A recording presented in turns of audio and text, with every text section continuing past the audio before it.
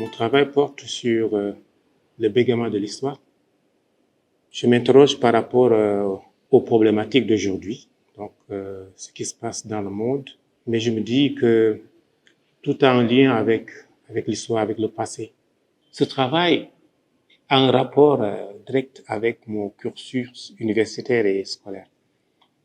Parce que justement, après le bac, je suis allé à l'École nationale des arts.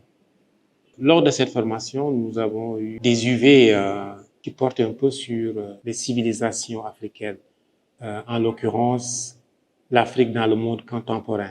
Mon travail aujourd'hui a été beaucoup influencé par l'Afrique dans le monde contemporain, également la convergence des langues africaines par Gorgui Salih Kandji, qui était donc disciple de Cheikh Anta Diop.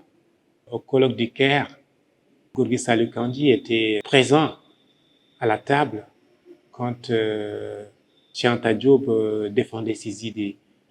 Voilà ce qui m'inspire véritablement, sans oublier la cartographie ancienne et imaginaire que nous pouvons donc répertorier dans mes œuvres.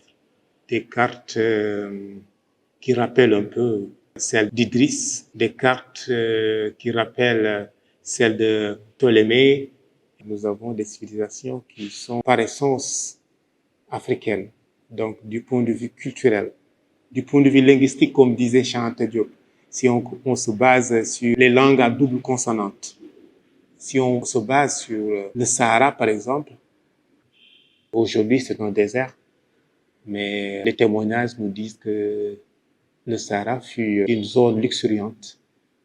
L'Atlantique et également la Méditerranée, que je trouve être une richesse culturelle incommensurable parce que nous avons cette mer méditerranéenne-là qui est partagée par 3 continents, l'Asie, l'Europe et l'Afrique.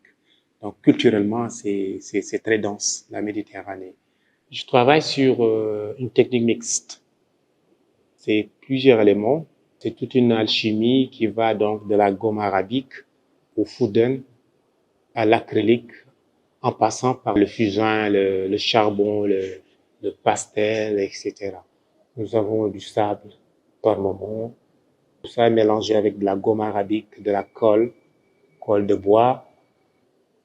Mon environnement média m'offre des opportunités, j'allais dire des matériaux qui sont non conventionnels, que les artistes plasticiens n'utilisent pas assez souvent et que je trouve être très intéressant. Le papier est mon support de prédilection. C'est de la technique mixte sur papier, tout simplement. Vous avez des matières naturelles que j'utilise. Dans cette œuvre, par exemple, vous verrez que les couleurs dominantes, c'est d'abord le bleu. Pour faire référence un peu à 2 sites que sont l'Atlantique, la Méditerranée. Donc, au-delà de ces 2 bleus, il y a le bleu céleste, le bleu du ciel. Par ailleurs, nous avons le troisième site qui se trouve être le Sahara, qui fait que justement vous avez ce triptyque bleu et ocre. Donc l'ocre qui symbolise un peu le Sahara. Donc si on jette un coup d'œil dans le désert, les couleurs qui se dégagent, donc c'est l'ocre, la couleur du désert, du sable.